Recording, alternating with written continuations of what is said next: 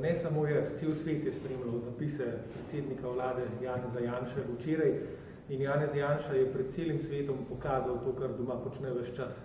Se pravi, širil teorije zarote, brutalno obračunaval s kakršnimikoli kritikami, se odzval paranoidno na grozite mi, na kritike svetovnih diplomatov in od včeraj naprej ni več nobene dileme.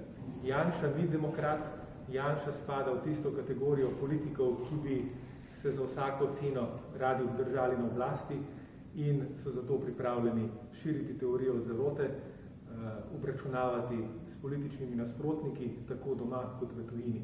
To druži Janša in Trumpa in zato skupaj sodita na smetišče zgodovine. Za nas, za Slovenijo je pa najbolj pomembno tole. Janša je včeraj celemu svetu pokazal, kakšnega predsednika vlade imamo.